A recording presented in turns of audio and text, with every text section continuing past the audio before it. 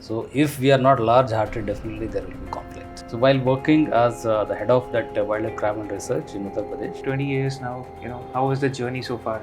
the journey is amazing. Mowgli was residing with animals. It was a human and animal coexistence. Yes, there are many animals which are in conflict with humans. Some countries, they make bridges for animals to cross over. Interventions are coming. Do you think the expansion is considering this breathing space as well, or just it's a rampant growth which urbanization is seeing? We cannot ignore the fact that we have almost 1.5 billion population in India. I am basically an Indian Forest Service officer. Got selected in 2004, and I've given most of my service in Uttar Pradesh, and I have joined WCCB in 2019. And it's all like it's a huge journey of almost 20 years for now.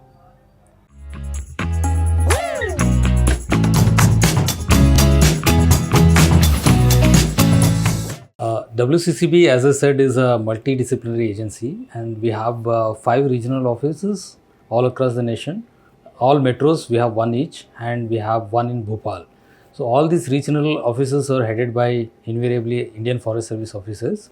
And in the headquarters, we have 3 police officers and 1 custom officer and 2 forest service officials.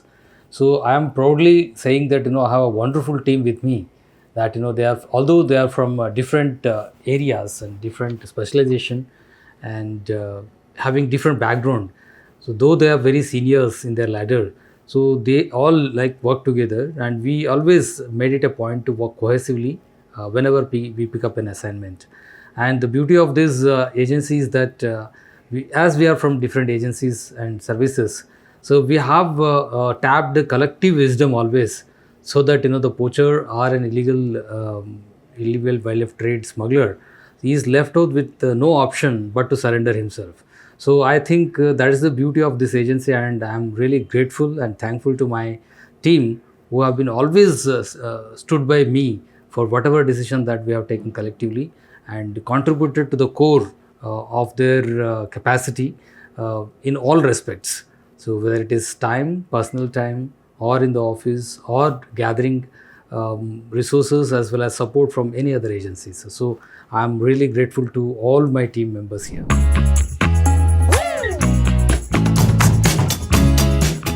Hello, sir. Hi. Welcome to our show. Thank It's you. called Kulhad Chai with Ashish. Basically, हमारे देश में कुल्हड़ बड़ा प्रसिद्ध है and it's very popular. So we took it कि ground level तक जो बातें होती हैं, जी, आम जनता में जो बातें होती हैं, वो कुल्हड़ से ज़रूर शुरू होती हैं, बिल्कुल और चाय तो एक बहाना होता है. बिल्कुल. So we got inspiration from that, and of course it has the soil of India. True. Bharat की मिट्टी है. बिल्कुल. So it's connecting the whole fraternity. जी. तो आज आपके साथ हैं sir, and we are feeling very privileged. Thank you. I must ask, who is H.V.Girisha? Okay. So I am basically an Indian Forest Service officer. Got selected in 2004, and I've given most of my service in Uttar Pradesh, and I have joined WCCB in 2019.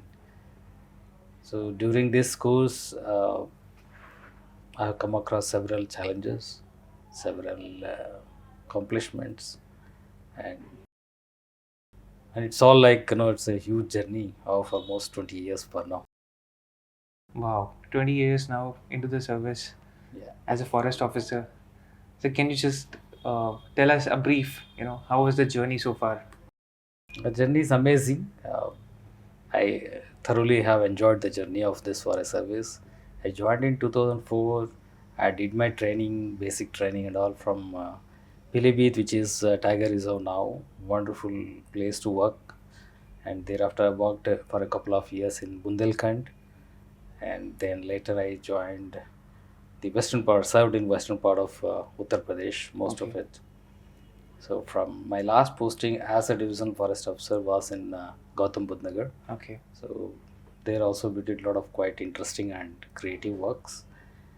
And thereafter I got promoted and I served as conservator for 1 year in wildlife crime and research wing, so which is a very challenging, and that it is most memorable part of my service, definitely, as it was very, very challenging. So while working as the head of that wildlife crime and research in Uttar Pradesh, so I was picked up by the WCCB here as deputy director. So there on I got promoted to joint director, and now I'm heading Wildlife Crime Control Bureau. Wonderful, sir. 20 years in a snap you have mentioned. So can we just go back to again your training part, because that's the most beautiful thing which happens to any officer who is undergoing. So can we have some instances from those time of the days you were in the training? Where was it, and for how much tenure was it? Because Okay. people are not aware that after you have been selected as a forest officer, what happens next? Okay, right. So this is a wonderful journey for all of us, for any of the All India Service Officers, because the tenure is at least 2 years for the training. So our selection is done through UPSC examination, wherein earlier it used to be a separate examination for Indian Forest Service. Now it is clubbed with all other All India Service as well as group services. So all civil services together now. So after selection, then every forest officer who has got selected, so he has to undergo training, compulsory training program in Indira Gandhi Forest National Forest Academy. So that is situated in Dehradun.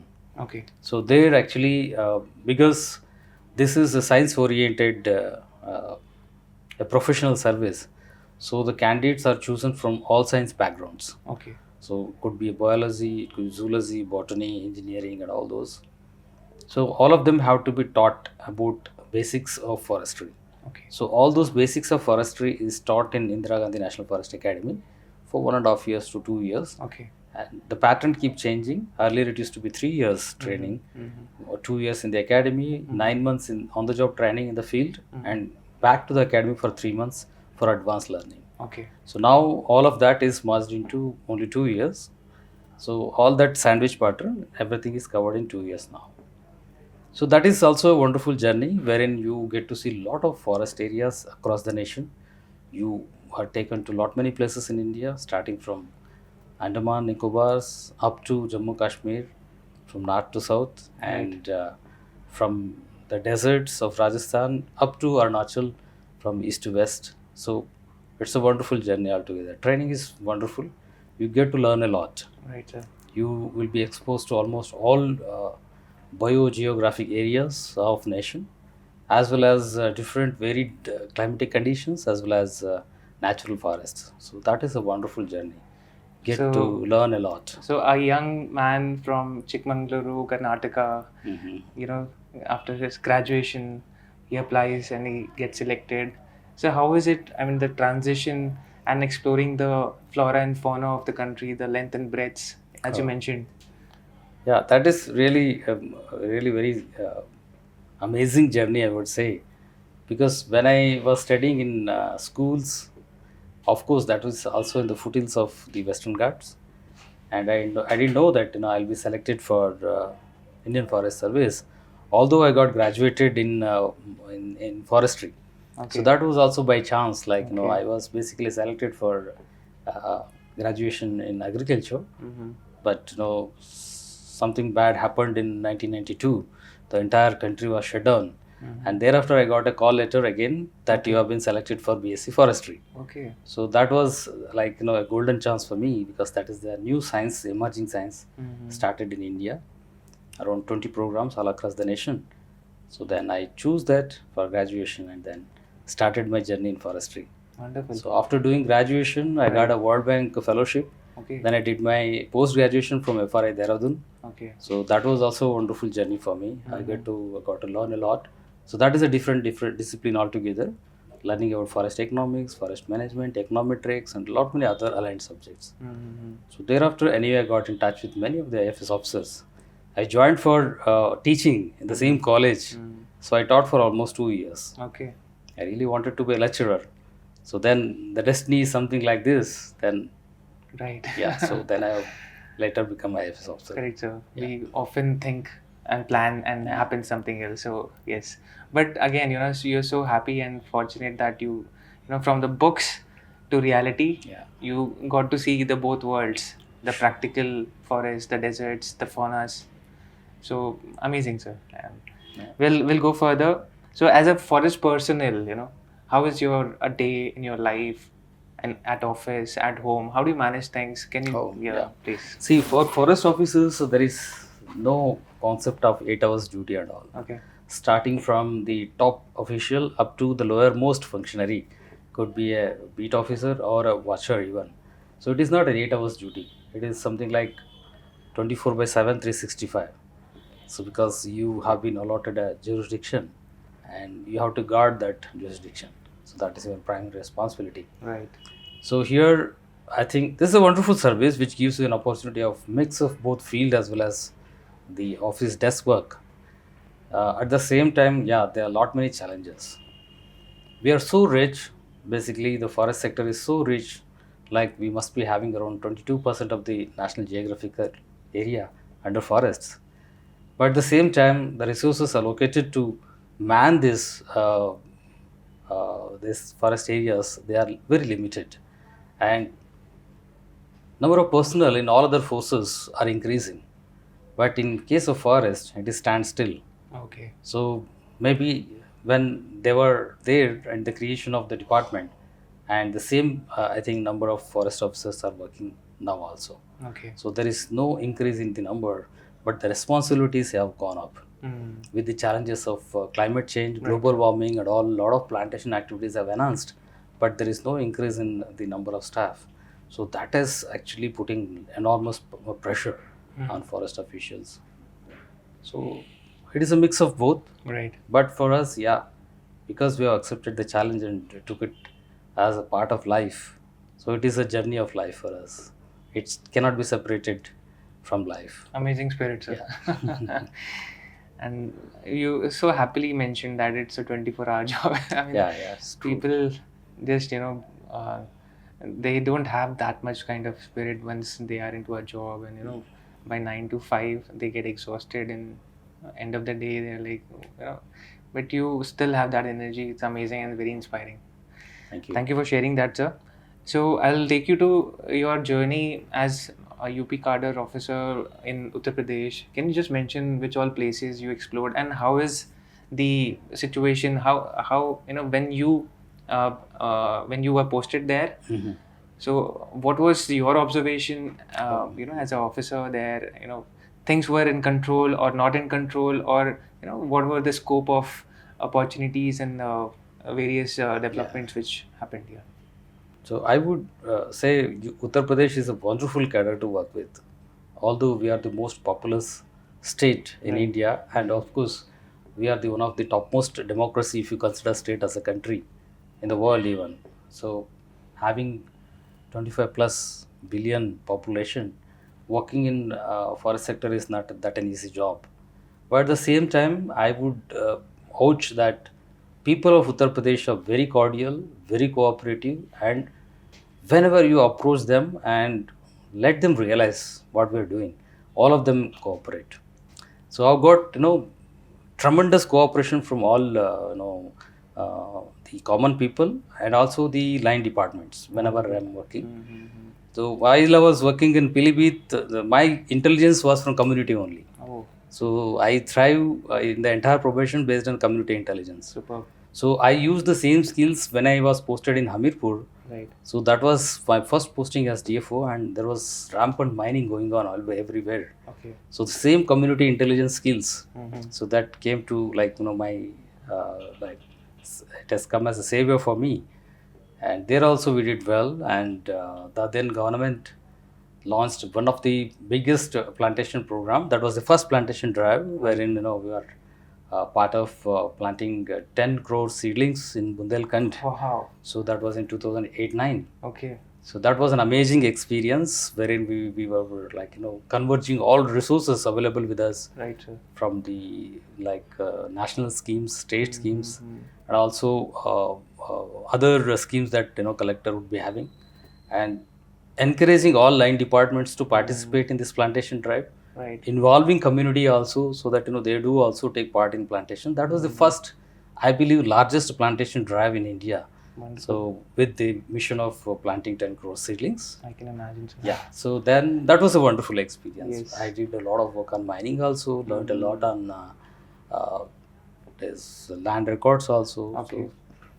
So thereafter I got posted to another complex division called Shivaliks. Okay. So which is again a mine rich area. So Okay. a lot of boulders are collected from those areas. Okay. So again, very complex area to work with because that was the tri-junction of 3 states. Okay. So Haryana, Himachal Pradesh, Uttar Pradesh and Uttarakhand. So Okay. 4 states rather. Okay.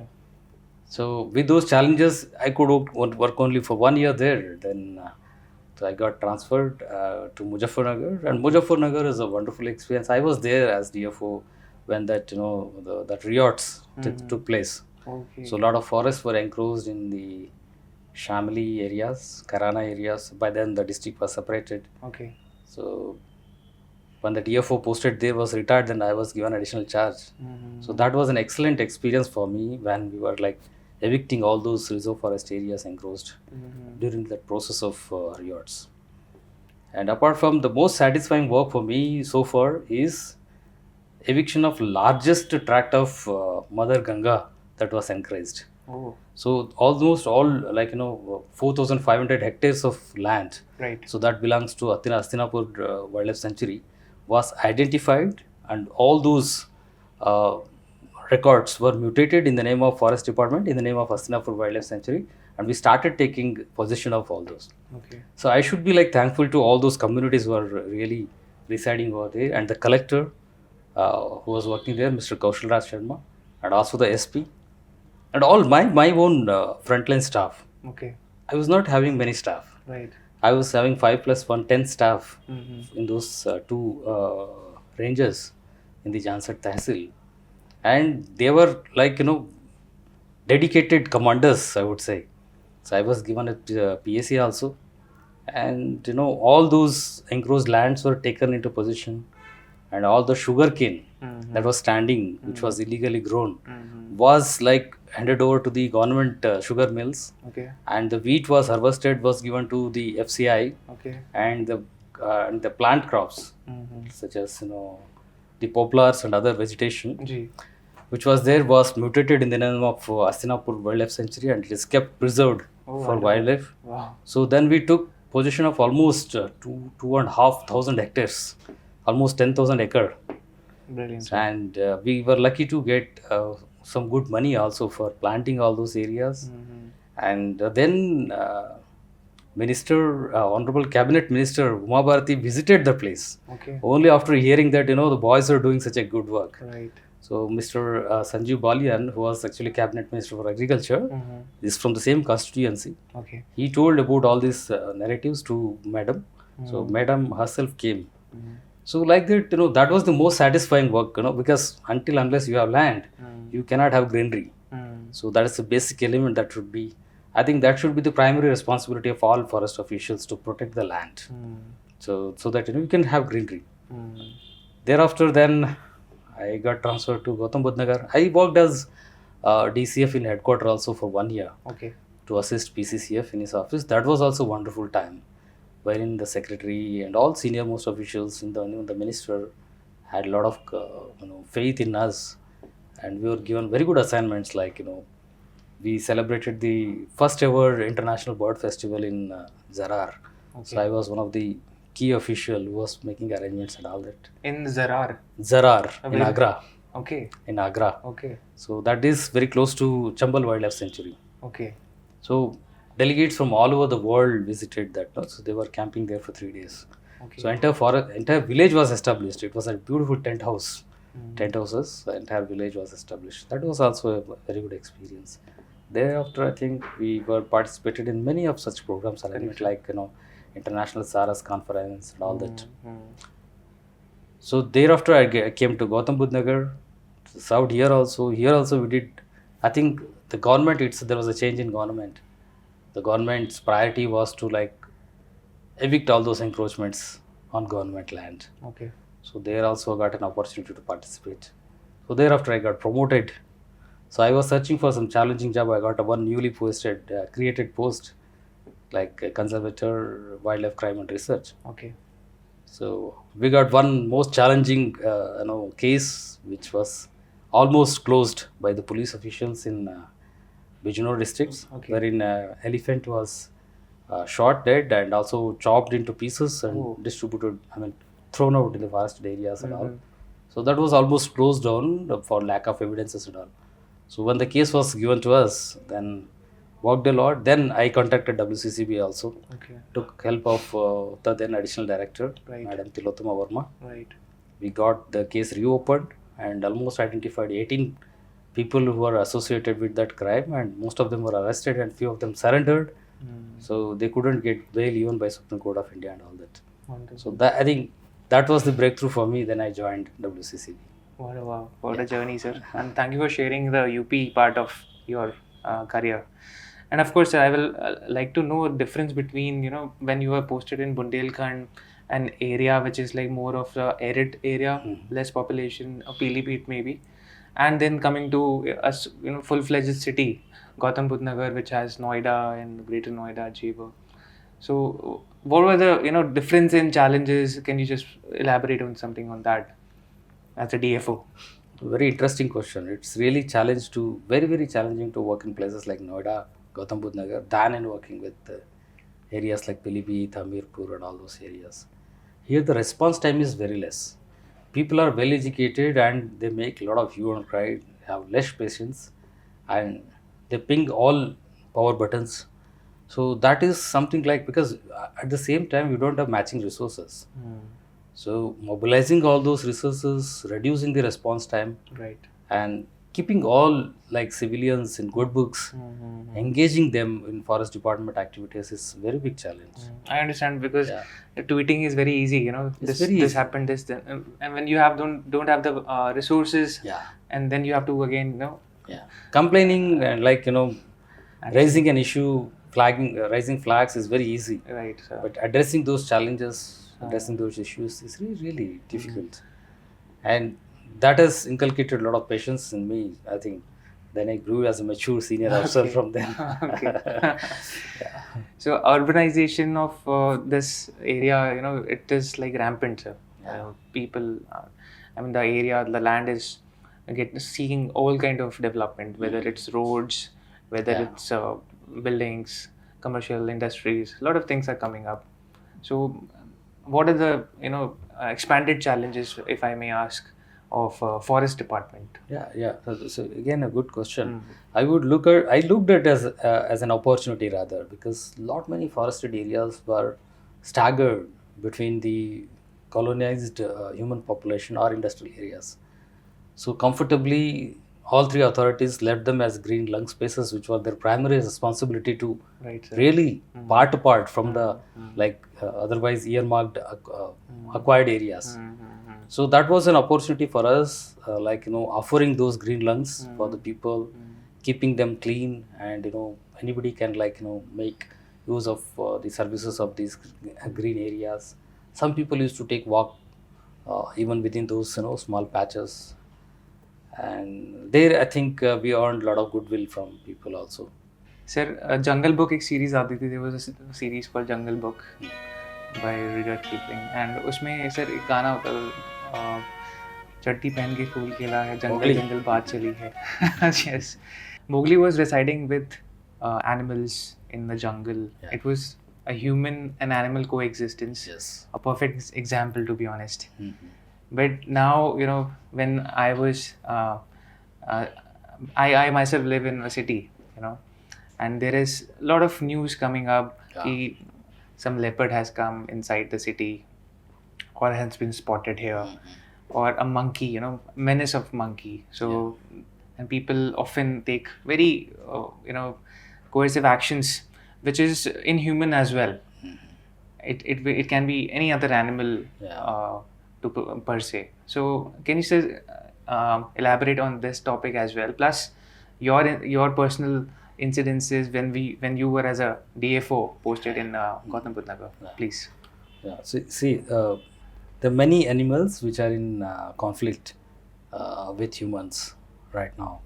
So it could be a mammoth animal like elephant, or a big cat like tiger, and an innocent animal like blue bull or even a monkey. So there are different kind of conflicts with different sort of animals. So crux of conflict is that we have common interests. We have common interests on space, food, and other resources. So when it comes to sharing resources, so if we are not large-hearted, definitely there will be conflict. The conflict happen between siblings also, even between father and like son also. So conflict can happen anywhere. But here, in particular with animals, the conflicting situation is little different. We do love animals and we do hate them also. So it is situation specific and time specific. Right, sir. For example, blue bulls. So it is an easy animal, doesn't care about anything. It wants to just fill its like tummy and just wander. Earlier there used to be a lot of breathing spaces, a lot of grasslands left, low-lying areas where cultivation was not happening. So those were the areas where the animals used to take shelters. So nowadays we are reclaiming all those areas. A city like what you were mentioning, it could be Noida, Greater Noida, for that matter, entire NCR. So here a lot of these low-lying areas are being reclaimed for construction purposes or road making or whatever, infrastructure development. Where will those animals go?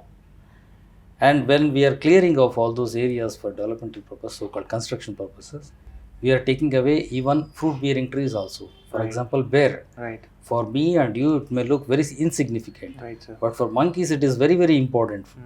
And even for nilgai, and even for cattle, stray cattle, it is an important tree. Right? It will nourish them very well. So is the case of monkeys also. So monkeys now have been habituated to just open your fridge also and take away the stuff inside that.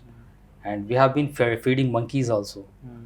Like I have a personal experience of handling those monkeys. Okay. Monkeys conflicting areas. Please tell us, sir. Wherein we in Uttar Pradesh have a traditional practice of hearing hearing people's grievances. Right. All district officials under the chairmanship of collector. So we all sit together and hear the public grievances so that we can sort out the problems. So one was the problem. One of them was like blue bull, and another was the monkey menace. Right? Monkeys have become very aggressive those days because they have started biting young children. Okay. So then I was explaining, the senior officials as well as the leaders of those, what do you say? The panchayat. The panchayat and all those things. What we have done is we are worshipping monkeys in the name of Lord Hanuman. That is for 2 days.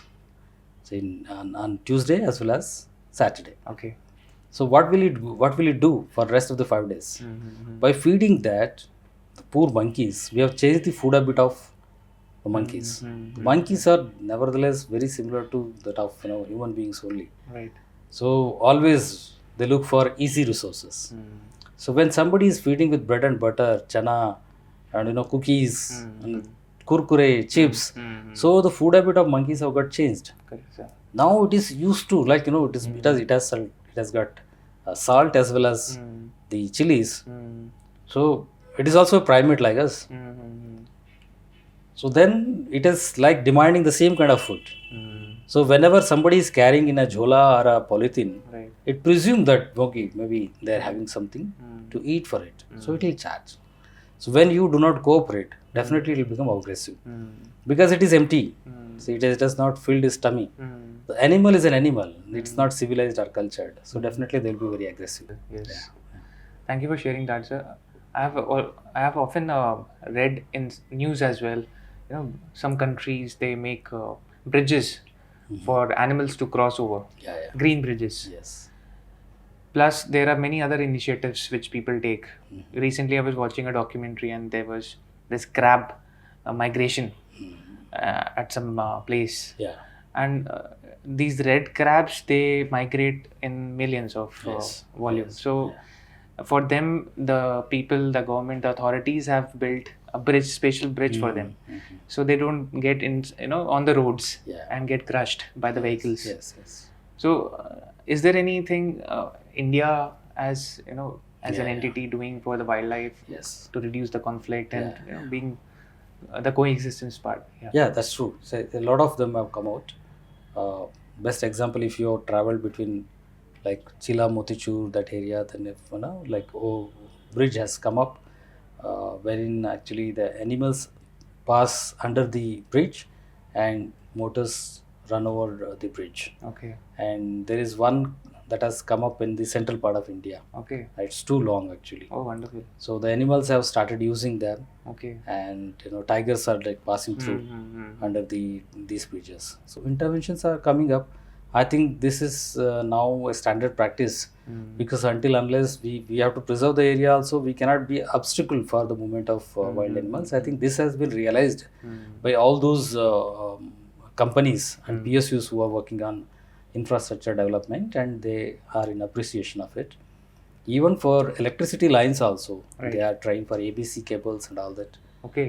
Yeah, so underground ABC cables, all Right. that interventions are coming up slowly. They are coming up, and in one of the inquiry that I did in the central part of India for regarding elephant death, so I could get to know that there is an advisory issued by the Central Electricity Authority that in all wildlife areas, whatever the cable go, that should be ABC only, Okay. insulated cables, Okay, like okay. that. So there is sensitivity coming up, Superb, sir. but it takes time. They are very cost intensive, Absolutely. very cost intensive, and it is visible also. Like a lot of tiger population, elephant population, leopard population of animals is increasing. Okay. So maybe due to both, like enforcement activities also and awareness also. Very well put, sir. There has to be some stop. Yeah, There has there to be has to some be a breathing. balance. Yeah. So, thank you for mentioning that. I mean, breathing area is very important. Very Yes. important. So, I mean, these cities, the NCR, where we are living right now, Delhi NCR, and many other metropolitan cities in India, Bangalore or maybe they have forest within the approach, like 4-5 hours drive, and you reach the forest. Yeah. So it's too expanded. So do you think the expansion is considering this breathing space as well, or just it's a rampant growth which urbanization is seeing? See, we cannot ignore the fact that we have almost 1.5 billion population in India, and whosoever is earning money, he wants to, like, whenever his affording capacity enhances, he wants to go to urban areas, because we have better facilities in urban areas, in cities, metros. So that is something like, I remember the principles of Dr. Abdul Kamal, the then president of India, Pura and Mudra. Okay. So these two concepts, he enunciated at that time only. So he allocated widely on these two concepts, bringing all those basic amenities and luxuries to the rural areas. So they're wonderful concepts. If we can work on those concepts, so definitely all those luxury facilities will go down to the rural villages, rural areas. So then definitely we can check the migration. Who would like to live in city, like where a lot of carbon and all carcinogenic elements you are inhaling Absolutely. every day and night, and it is said that if you are living in Delhi for 5 years, your 5 years has gone. Something like that people say. Yes. So it is reflected upon your health also. So then it's all because of all these chemicals. So anyway, it is not part of our life. It has never been part of our life. True, sir. And it takes a lot of time to, like, adjust, accommodate and all that thing, but still they have negative impact. So best solution is to take infrastructures, industries to the rural areas, so that the rural folk get employment there, and they should not come out of their native places. And there should be good income generating activities. We should be giving good opportunity for them to earn, Right, sir. and enhance the standard of living and all those. So then automatically, so this mad rush will come down. Otherwise, you keep expanding, you come out with lot many flyovers, lot many airports, doesn't serve the purpose. I think so, because there should be some. The buffering capacity of mother is fixed, it is defined. So it has capacity to clean everything, but that is limited. Right, sir. So when you dump excess sewage, what you see, those mountains of solid wastes. Hmm. So it is the result of the same 5,000 tons, metric tons per day, something like that. Right, sir. So we do not have capacity to like even incinerate Hmm. those solid wastes. So those land also come in forest area, which Not people necessarily. use for dumping and all? Not necessarily. Okay, It could but- be any revenue area. Okay. Yeah. But- Forest area, definitely they will have to go for land diversion. Uh, So they have to take permission from central government. okay. So generally forest land is not taken for dumping? Generally, no. Generally no, not. No. But if the rampant growth and this comes up without management, failure of management, then of course they will need more land to dump. They have enough land actually. Okay, Oh, yeah. They have enough land. Mhm. We have enough land. 327 million hectares of land. So you very firmly mentioned about the rest which us as humans need to take. Yeah. Especially in the night. People. There are good highways built in forest areas True. today, and people go for tourism. Yeah. They travel, and even in the night times, and most of the incidences where the animal is hit Yeah. while crossing the road is True. during the dark times. Yes. So, are there any regulations coming up, or is it the moral responsibility of the traveler that they should avoid? What is the thing, sir? I mean, the government, the forest authorities are taking some steps, or it's just a general opinion that everyone should follow that norm. There could be many ways of doing it. Like in Mhm. southern landscape, I heard there was one example. Well, when CM announced, okay, in those Madhumalai areas, the CM announced, okay, there won't be any traffic in the night. Mhm. So that is kind of an intervention for some time, that, Right. to let the animals pass through. Mhm. So likewise, we can go for such kind of intervention. We go for intermittent convoy system also. Mhm. So wherein animals can take that space Mhm. to pass through, and the convoy can move on later on. Mhm. So because we cannot stop the traffic, the way we are progressing. Mhm. So there could be emergencies as well. Mm. So we cannot stop the traffic, Right. but we can definitely regulate, which can bring in some good results. Mhm. So that cannot be a universal rule. Mhm. Like for example, in case of Orissa, Mhm. I was told, like whenever the department has mobilized communities, whenever the elephant herd is passing through, everybody comes together and make a human chain Okay. and let the elephant herd to pass through, Wow. and then the traffic is allowed. Wonderful. So like that, and the forest authorities there in touch with the railway authorities also. Mhm. So they have that early warning system, Mhm. and they inform the railway authorities in advance Mhm. that the herds are moving in those areas, and be careful while taking the train through that sir. area. Mhm. So those small interventions can really do wonders. So yeah, somebody has to monitor them rigorously, and somebody has to take pain. Mhm. So all that has to be there. So are we using some good technology intervention as well when it comes to safety of animals and Human also. humans yeah. also? Yeah. There are many experiments going on. Okay. So early warning system really is an important thing that everybody is working upon. For railway crossings, they are going for the sensors. Okay. When the elephant puts its foot, and because it is too heavy, and there will be a signal, Oh. so that Okay.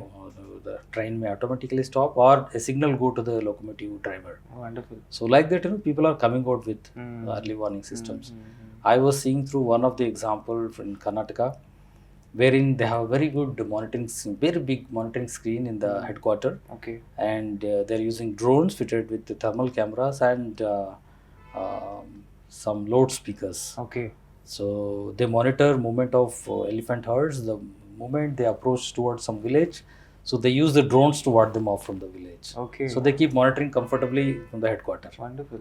So those kind of things are coming up, but Yes, it's expensive. yes. We need to really fund for those activities. Right, No? sir. Right, sir. And there would be a lot of, it's not just one-time investment. There will be a lot of recurring expenditure also. Mhm. So all those systems definitely work well. So if there is continuous flow of funds, so that is very important. There are many systems that are working. So I'll come to now WCCB, Yeah. Wildlife Crime Control Bureau. So Wildlife Crime Control Bureau is what, and you are heading WCCB right now. Yeah. So please tell us about it. Okay.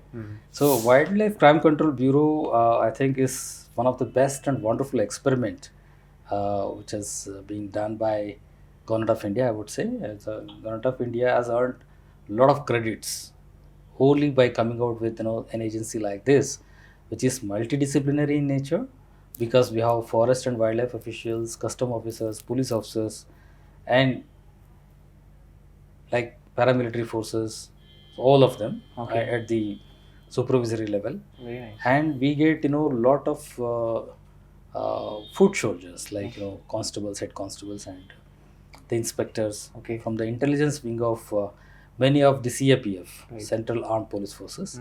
Could be like ITBP, CASF, or BSF, Okay. or SSB, Okay. Assam Rifles, so all of them.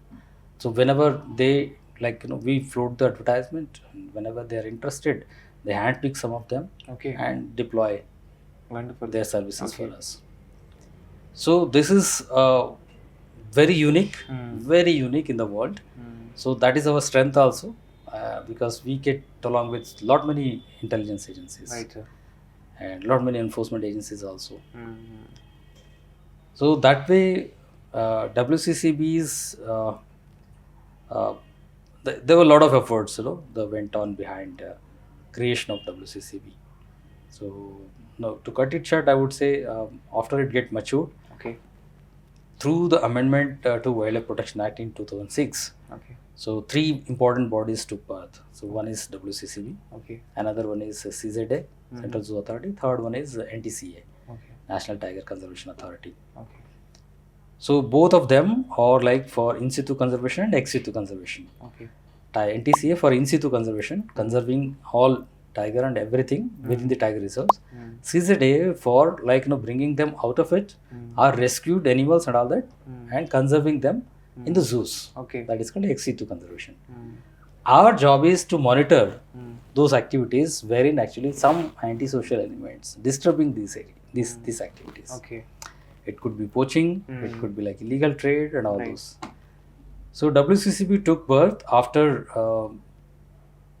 the tragic incident of the Sariska, Okay. wherein actually it was declared that there are no tiger left in Sariska, and all were hunted out by the local primitive tribes and all. A lot of trade happened. So that was the very purpose why the WCCB took birth. Okay. And WCCB so far has done a lot in curbing organized poaching as well as illegal trade. Okay. So when it took birth, it started functioning in 2008 actually. WCCB started working on only tiger network. So all those officials I should compliment who are working in those time. So they have seriously worked on tiger poaching networks Okay. and mapped all those people who are working on poaching as well as illegal trade, and started nabbing them and Okay. putting them behind bar and all that. So it went on, I think, till 12, 13, 14 like that. Okay. So from So there were 2006 to 8 13. to 13, 14. 8 like to that, 13, yeah. 14. Okay. So by then, lot many tiger poachers would have been identified, and lot many traders also would have been identified.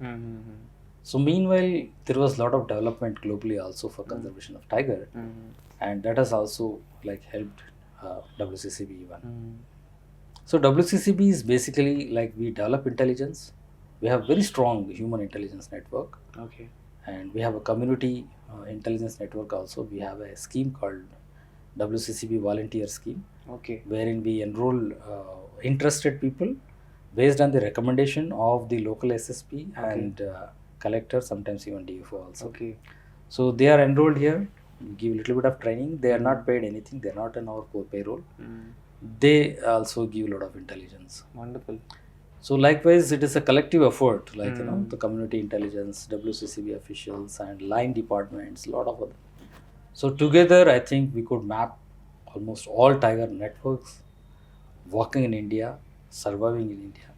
And we have got big successes also, arresting may not be directly through the State Department. We don't get into enforcement directly until unless it is a case of national significance, or the case is into two, 3 states or more states, something like that. Okay.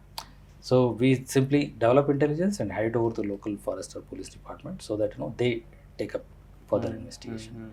We keep gathering the intelligence back and the developments back and further any connections or syndicates in any other country like that. So there was a good achievement and on tiger poaching networks as well as trade network, and also then we have worked on elephant networks also. Okay. After tiger, then elephant. So that is also a very big success. And then contribution of WCCB in anti-rhino poaching activities is tremendous. Okay. We have mapped almost 350 odd criminals who are involved in rhino poaching. Okay. So all of them are under surveillance. So although there is a special rhino protection force headed by a very senior IDG level officer, so our foot presence, presence in remote areas is very good. So because we have no restrictions and we engage even civilians also for information network. Okay. So that is also a very big contribution. So you were mentioned about poaching. Yeah. Per se. So what is poaching, sir, for our audience also? Can you explain the technicalities of it? Like, it's a good question. See, poaching is not covered by any legal definition actually. So poaching is it is used synonymously with illegal hunting. Okay. So the term that is identified legally is hunting. So it could be legal or illegal. So whatever, like all scheduled animals, Okay. or birds, or any wildlife that is abused against the provisions of Wildlife Protection Act. So that can be termed as poaching. Poaching, hunting, there's subtle difference. Poaching we generally use getting animal dead. Okay. Right. Hunting is a broad definition. Okay. Like disturbing, bird nest, chasing an animal. So all that is covered under hunting. Okay. So hunting is a very broader definition. So there is a subtle difference between hunting and poaching. So poaching is done with certain kind of species? Not necessarily. Poaching could be like any wild animal. Okay. Like brought dead. So that is poaching. Okay. So you are killing an animal basically. So that is poaching. So Okay. hunting is a broader definition. Okay. Yeah. Thank you for the explanation, sir. So Section 38Y and Z of Wildlife Protection Act 1972 and the schedules you have. Can you throw some light on that? Okay. So Section 38Y speaks about creation of WCCB. Okay. Right. So that's the section through which WCCB is created. So the next section 38Z speaks about the mandate. Okay. And the activities of WCCB. Okay. So earlier to 2022, Wildlife Protection Act had 6 schedules. So 6 schedules now through the amendment in 2022. So all of them have been rationalized and now we have only 4 schedules. Okay. So this is one of the major amendment after 2006. Right, sir. So that 6 is a major amendment. 22 is also major amendment because now we have brought all CITES provisions into the national legislation. Okay. So what is CITES? CITES is an international convention. So this goes like convention on international trade in endangered species. Okay. Like flora and fauna. Okay. So this is an international convention wherein we have almost 186 countries which are party to it. Okay. India is also like. Is it a UN body? It is not an UN body. That is. So that is the speciality of this. Nor CITES has emerged out of UN discussions. Okay. So it is the corollary of an IUCN discussion rather. Okay. IUCN is again an NGO, international NGO. Okay. But the secretariat, CITES secretariat now is an IGO, international government organization. Okay. Yeah. So there is a small difference between UN organization and IGOs. Okay. Yeah. So CITES secretariat is an intergovernment organization now. So now we have only 4 schedules in place of 6 schedules. Right, sir. And the last schedule, that is schedule 4, covers all CITES species. Okay. Endangered. We have 3 appendices. Appendix 1, 2, 3. So all those species, around 38,000 plus species, have been included into schedule 4. Okay. So may I know, just for information's sake, the schedules 5 and 6 were removed in 2022. Not necessarily. Or were they No, merged? yeah, all of them are merged. Okay. So the earlier the section vermin was there, that is totally removed now. Okay. So there's a special provision made in the act. If at all government requires, society requires any of the schedule 2 animal, so that can be like declared as vermin. Okay. So schedule 1 animal are given highest protection. So schedule 2, so little lesser protection. Okay. So few of them, like as and when required, may be like declared as vermin, like blue bull or what do you call wild boar. Okay. So all those kind of animals. So they can be like given hunting permit and all. Schedule 3, we have added many plant species. Earlier only 5. Now we have added many. Now there are 19 plant species. Okay. So in Schedule 3. Schedule 4 is about only CITES species. Okay. Yeah. So hunting is also allowed for some animals. Not it exactly. Like that? If it is legally. Okay. So there should be some reason, and Chief Wildlife Warden has to be like convinced. Okay. Yeah. So it could be a man-eater. Like it is beyond our comprehension to save the animal. Like so we can when he decides that the animal, when Chief Wildlife Warden satisfy that the animal cannot be caught, or it cannot be like it's causing a lot of damage to human and property and all, and after catching it we cannot like ensure its survival and all. So in those critical conditions he will issue hunting permit. Okay, because India is a diverse land, sir. Yeah. In some areas there are many tribes active in the forest, and they hunt animals for their food. Yeah. And it's part of their lifestyle. Yes. So do that also come in legal hunting? Yes. See, once there is a law in place, so everything is all activities which is mentioned are prohibited is all covered under Wildlife Protection Act. Whether it is inside forest area, in the tribal area or remote areas, irrespective of that. So the beauty of the Wildlife Protection Act is that it is not just applicable inside the national parks or sanctuaries or tiger reserves. So it is all applicable even outside the protected areas also. Okay, wonderful. So same provisions, same punishment, same protection. Okay. If it is listed in Schedule 1 animal, so it is protected everywhere. Okay. Like that. Okay. Yeah. Irrespective of its existence. It's holistically covered. Yes. But if somebody commits crime within the protected area, so it is something like like you are entered into somebody's personal house and then damaged his property or causing damage to him. So then they are taken seriously. The punishments are more. Something like that. Okay. Yeah. So do you jail people in that, or what kind of punishment? No, it is something like so we register cases. Okay. And then it is put before the magistrate for trial. Okay. So all those cases, whether it is Schedule 2 animal, 1 animal, or even a scheduled plant, or even a CITES now listed species, offence is registered and then seizure memo and all those documents, it is produced before the magistrate of jurisdiction for further trial. Okay. So what is the highest trial we can say, highest punishment? Yeah. So for Schedule 1, minimum 3 years. Okay. So then it can go up to 7 years. Okay. Repeat offences inside the core area of tiger reserve or protected areas. So it will be like more than 7 years. Okay. For repeat offenders. Like so if someone kills an exotic animal, or maybe endangered species, or maybe let's say tiger or black buck or something. So what is the see, tiger, black buck and all, so those animals listed under Schedule 1. Okay. There will be minimum 3 years. Minimum 3 years of imprisonment. So if that is done inside tiger reserve, then it will be 7 years. Okay. So like that, Okay. It will vary. Depending on the species, number 1. Number 2 is the place of occurrence of offence. Okay. So it depends on both. And if the personnel involved is from international boundaries, like if someone from the outside the country has done that crime. There are many examples like that. So then there is a procedure. Okay.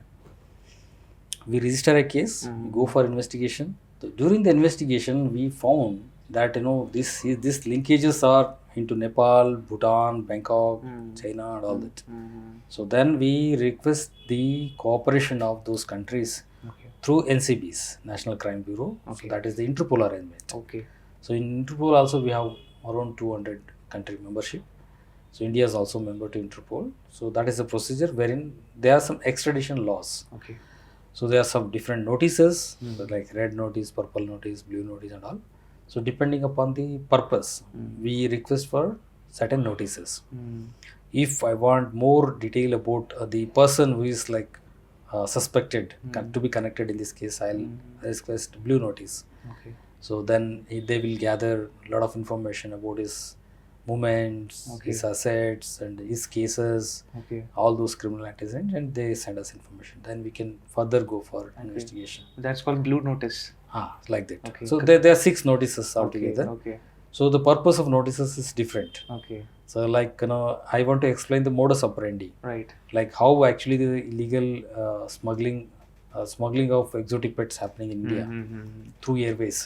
So we identify 4-5 cases, then study them. Okay. So then we send that notice, purple notice, to the NCB through NCB India to Interpol. Okay. So after like making all those corrections, making it to international standard, that is approved and circulated among all member countries. So that will be an information for all enforcement agencies for understanding, okay, this crime is happening in this way, like that. So there are different notices. Okay. So that is how we go for international investigations. And once everything is done, the case is proved against somebody, then we issue red notice. Okay. So red notice is for extradition, Okay. like you bring him back Okay. before this court. So court also supports that. Right, sir. Thank you. Sir, talking about exotic species, Yeah. and is it only the animal area, or is it fauna and flora both comes into WCCB ambit? It could be both. It Okay. should be listed in CITES, that's all.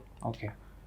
All species, whether flora and fauna, listed under CITES, so comes under the ambit of WCCB functioning. Okay. Yeah. Say any incident or something related to plant, the fauna, sorry, No, the lot many of the them. flora side of it. Yes, Yeah. lot many of them. For example, orchids. Lot of orchids are being imported Okay. and also exported from India. Okay. So there are some orchids which are very, very expensive. Okay. So people tend to like illegally import the bulbs, Ah. grow them here and sell it in the market Mm. with high prices. We have red sanders with us. It is again CITES listed. Okay. A lot of smuggling of red sander is attempted. We have another species called agarwood. Agarwood is used for like agarbatti and all in India. Outside it is used for perfumeries. Okay. So that is also like illegally harvested and exported a lot. And kuth is there. Kuth is an essential ingredient for most of the Indian herbal medicine. Okay. So kuth is also like exported and illegally imported and all. There are many species. Okay. A lot of them. So it's a big, humongous task to monitor all It's this. very big. Yes, it is so big, and you require a lot of technology also, a lot of manpower also. It's difficult. It's difficult. Because in Ramayana they have mentioned na ki Sanjeevani Booty. Sanjeevani, yeah. So again, that is something of herbal use Yeah, in Ayurveda, it's a life-saving drug. life-saving drug. Yeah, So similarly, do we have certain drugs or from the plant species today? maybe also? there could be definitely plant species Okay. which are life-saving drugs, but I have no good idea about it. Ah.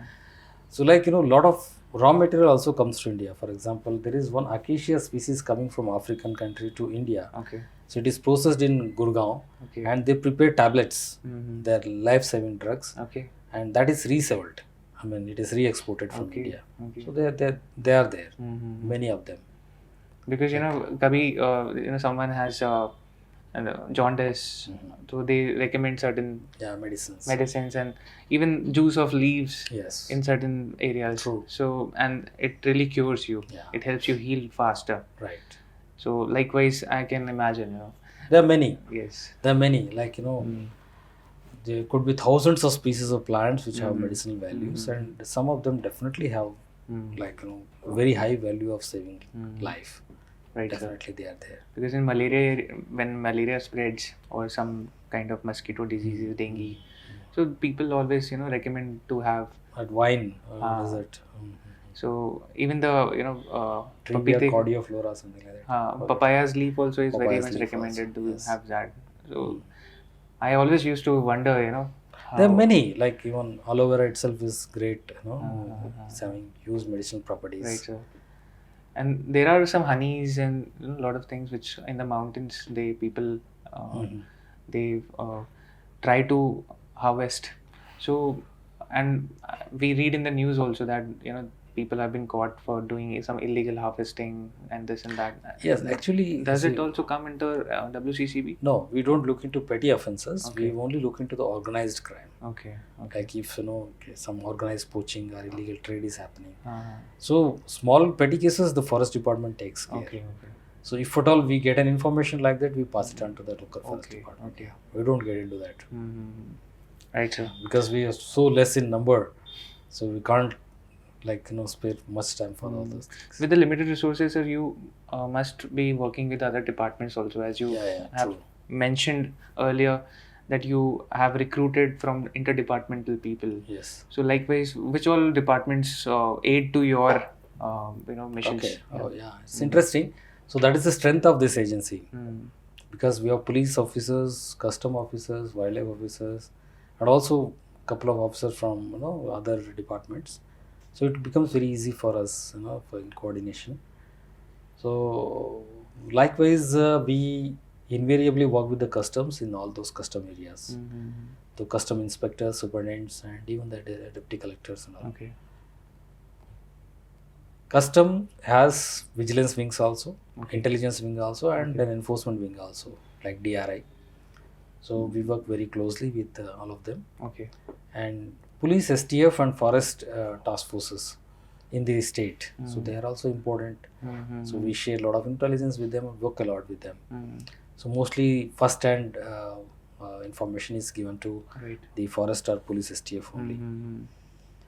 And coming to the center again back, we have border guarding agencies, Okay. the paramilitary forces, or Okay. central armed police forces. Okay.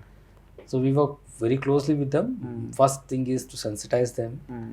for looking for these kind of contrabands leaving the country in the border. Mm-hmm. Could be SSB, ITBP, or Assam Rifles, Okay, BSF, all of them who are like in the. Mm.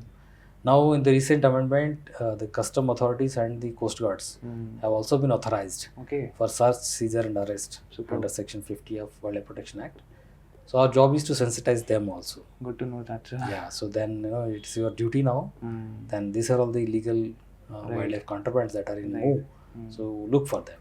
So once the exotic species or something getting smuggled is caught, Yeah. or you seize the animal, what happens next?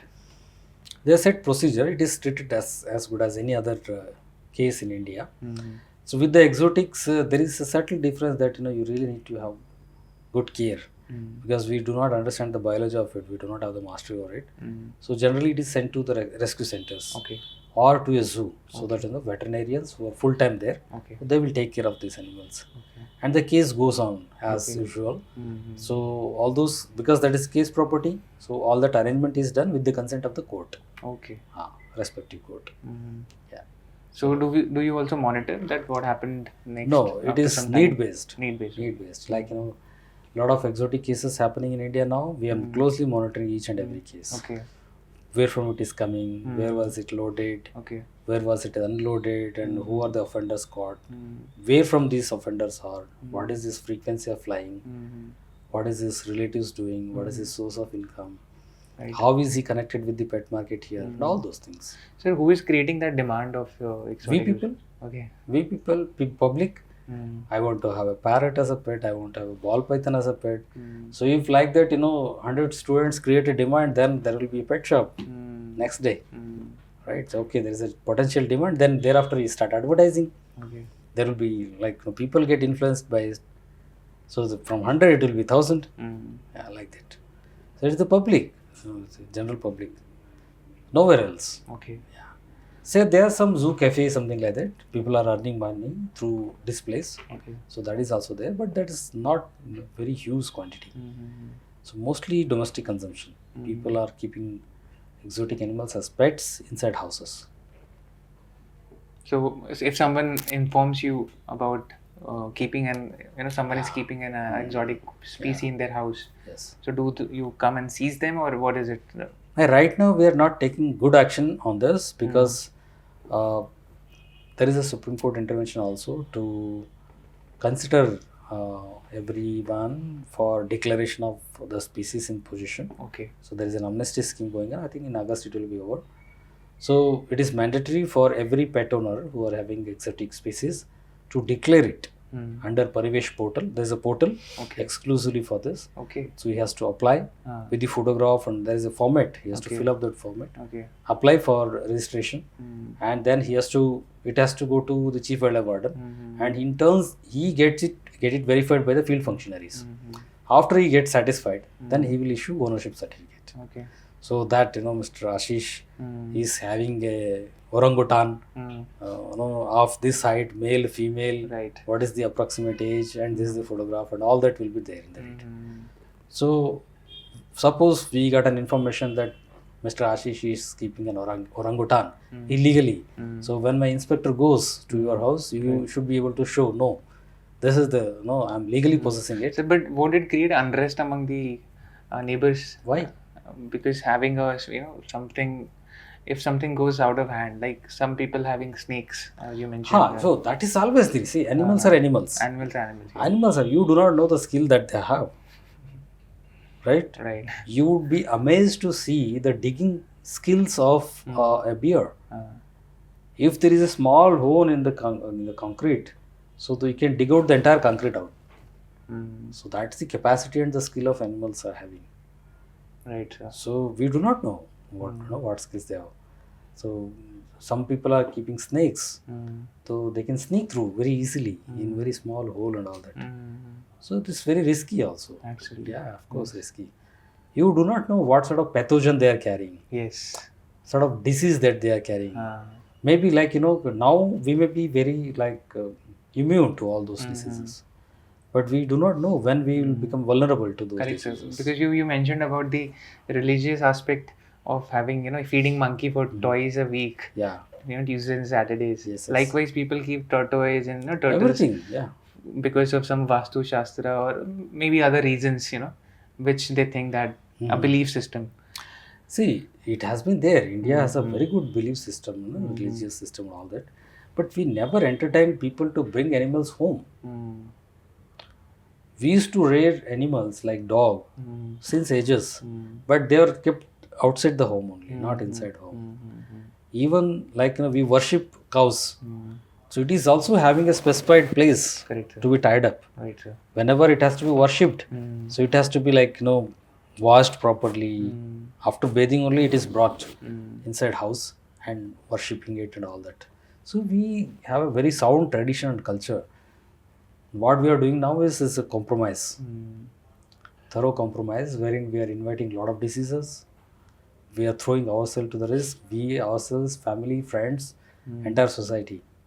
Yeah, recently a video popped up and they were recommending to, get those special species of cow, which are very tiny, very small in nature, and they're recommending you can keep them, on your bed also. People can, people just tell like that. just like cats and dogs you have at the house. So of course, I mean, No, long term I don't think it would be advisable because you see many people are rearing the puppies. It could be a dog or a bitch. But look at their survival. Unless there is an AC, you just cut down AC for 2 days, all of them will die. So they can't survive in such a harsh weather. True, sir. So how long we will rely upon these kind of artificial resources? So by and large, I think if possible, better to reduce dependency on those things and respect the nature and what we had. See, our culture is very refined and evolved for thousands of years. Absolutely, sir. We are one of the oldest civilization on Mother Earth. So why are we forgetting all that and compromising with influenced by somebody else? Absolutely. So that's what I think it's something wrong. So each species have a right to live on Earth. We should respect it. But they have their own way of living. We should not domesticate them. So bring them here. And for our own thrill and happiness, we are troubling another species. So that is something. Thank you for the wisdom words, sir. And lastly, I will like to know some incidents, which WCCB has recently handled about some case. So can you just There could be like long list of those I know, cases. sir. So there are many interesting cases happening, the ongoing cases, and they have happened also. Couple of them are related to cybercrime, Okay. wherein we keep watching the social media handles of people. Okay. So we get some hints about they are involved in illegal trade of either exotics or indigenous species Okay. or wildlife articles. Then we start watching them very closely. So there are many cases, and we must have worked out around 90 plus cases like this so far since 2017 onwards. Okay. So in all those cases, like we deeply dig into their conversation and all. So then we get to know some other who are connected to these cases and go for subsidiary operations also. So that's about the cybercrime, and we have come out with very nice setup of wildlife cyber cell also. So it is just going to be inaugurated soon. Okay. So then we will be functional on those also, fully Wonderful. functional. Right, sir. And second thing is about the poaching, tiger poaching. So as I said, we have almost done with identifying all of them. We are continuously monitoring them. So there was a case recently, not very recently, a year back, Okay. June 29th or so. The police caught a few poachers with wildlife contrabands, that is tiger body parts, Okay. skin and bones. Mm-hmm. So as it was complex, so they handed it over to the forest, local forest. To Assam forest, then although we were guiding them thoroughly, so they couldn't take it up. Then the government handed it over to us. So this is the breakthrough for us, and we after understanding the complexities of the case, Okay. so we have created a special investigation team at the national level. So they have inspectors from all regions, and it is still going on in Guwahati court. Okay. After taking over, we worked a lot on the case, lot of linkages, and we have now reached up to the Myanmar. Okay. So we found that Northeast is very, very vulnerable, Mm-hmm. and surprisingly, local inhabitants Mm-hmm. so have been involved in these kind of businesses. Okay. So people have been arrested. Mm-hmm. Like we have reached up to Myanmar border. Mm-hmm. So let's see. We have got some numbers and all. We're still working on that. Who are all involved in Myanmar? So then we'll have to use those tricks. So that I explained. So through NCB Okay. India Right. and Interpol, we have to reach out to the Myanmar authorities for collecting more information on them. That we have already sent. Mm-hmm. So we are waiting for the information. What is the basic utility of getting skin of animals? What is it? Tiger skin. It is something like like it could be for like trophy. They develop it as taxidermy, Oh. right? So it's a trophy only. And bones, we have learned that is being used in wine making, tiger wine, some traditional medicinal practices. So like that. Okay. So, कभी ऐसा हुआ any incident that you have brought animals from foreign land back to country because it belonged. We have sent them India. back. Okay. We have sent many of them back. Okay. You have sent back species. Yeah, Okay. yeah. So bringing them back, I think we are not letting any live animal going out of the country. Okay. So that's a That's success great. story rather. Yeah. A Exactly. lot of seizures happening in India. Everybody in the world watches India, especially our Twitter and other social media handles. A lot of seizures, displayed. So a lot of small, tiny seizures. For example, elephant tusk. A lot many seizures happening in Singapore, Bangkok, and all that. 5 tons, 6 tons. Elephant ivory is being seized, which is trafficked from African country to those areas. Okay. But no such case reported wherein, although we have highest population of Asian elephants in India, that tusks are sourced from India. Because a lot of enforcement happens on the mainland. 2 tusks, half a tusk, small tusk, even the bangles, the contrabands, keychain, so many things. Okay. Right? The small idols, big idols, all of them. Whatever is coming to our radar, we just go for it. Okay. So that way we are not letting them to aggregate. Right? Breaking the chain is very important. So these are all success stories. Wonderful, sir. Yeah. Good to know that our species are safe and within the boundaries. So at least Yeah. we are not letting them crossing the boundaries. Wonderful. So lot many seizure happens, and because we keep all officials training a lot.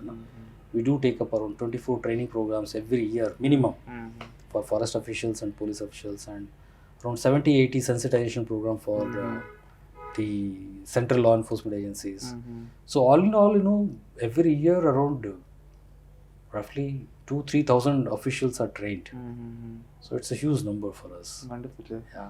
So after an animal is dead, like elephant or a lion maybe, so does government take any parts of the body to or is it auction it or something? Is it a practice? Yeah, it is. There is a practice now because there is a circular issued. It's a rule. As per the rule recently issued, we have to burn them. Okay. All those animals which are listed in schedule, once the carcass is recovered, it has to be burnt. Okay. So only the elephant, in case of elephant, the tusks are saved and kept in the treasury. Okay. Yeah. So in rest all the cases, it's almost burnt until unless it is required for some education purpose. Okay. Like education or research purpose, something like that. That with the special permission of the chief wildlife warden. Okay. So it is preserved. But it is kept with the government only. They don't auction the tusk. No, not for auction at all. Achha. Yeah. Okay. Yeah. So it has to be like decided centrally. What should we do with it? There would be a lot of tasks like this in many states. Like some government decided just 2 years back to burn all those 2,400 rhinos which were seized. Okay. So there was a big event. The CM himself involved. They worshipped it, all of them, puja and all. So then they burnt it, incinerated all of them. Okay. Yeah, like that. There would be some decision, and wherein. So very purpose of doing this is not letting that wildlife contraband which is already seized, sneaking into the market chain again. So that's the very purpose. Just eliminate it. Right. Even if you bury, people will dig out. There is always a risk. So that's why it's burning. Yeah, even see, the gold is stolen from very high security. What is that? Those high security. What do you call that? Treasuries. Treasuries. Yeah. Right. So they are stolen from there only. So banking is having a very sophisticated protection system. There will be always burglary. So nothing is safe. People are very wise, and because now we are heavily dependent upon technology also. To technology, other person if he is having better and smarter technology than what you have in place, definitely there is a chances of hacking and all that. There is always a risk. So one has to be very. Thank you so much, sir. And one conclusion remark from your side will be a good one. About wildlife, role of wildlife, plus you as a chief of WCCB, what do you want people to know certain things? Because you mentioned about a lot of things, animal, human conflict. We had a word with coexistence also. A lot of things. True. You mentioned about some ethics also. So please. Yeah, so during bureau chief, I just would like to request all civilians of India and even the forces of India that we should respect the space that we have. We should respect the living entity, other living entity. It could be any species, and as we need proper living space, breathing space. Every animal, every species do need a space, and let us not get into this vicious cycle of poaching and illegal trade of wild animals and even wild plants also. So there is a lot of resources with us to satisfy the needs of the human being. So that can be really taken care of. But the greed of possessing the rare items, which is inducing illegal trade happening in the society internationally also. And the recent thing is about the pets. Exotic pets, a lot of them coming into India, and we do not know. We have survived with the pandemic very recently, and we have all seen the huge damage that has caused economically also to the national exchequer, but personally also we have lost lives of many of our brothers, sisters and sons, daughters, even parents also. So that is something very crucial to really think upon before bringing any pet to especially the exotic pets inside house and keeping them with you in the living room and living space, because we do not know the kind of pathogen that it is not virulent right now, and it is suppressed. It may become virulent any day. So it may become dominant any day, and you may be susceptible to those viruses which can be easily transmitted, which can be easily jumped from those animals to a human being. You are not risking only your life, but you are risking your near and dear ones, and also the neighbors and workplaces, as well as the society at a whole. So I don't think it is a wise proposal to bring animals home which are really free ranging and which are really uh, aspiring to have their liberal life uh, in their places, in their wilderness. So that would be my appeal, and I would just appeal all civilians in India that if at all you get a notice of any of these kind of works, illegal works, you can simply send an email to us to the headquarter so that we can verify it and take some legal action, or initiate at least some legal action and verify whether those activities are legal or illegal. So this is for the welfare of the nation. So thank you very much.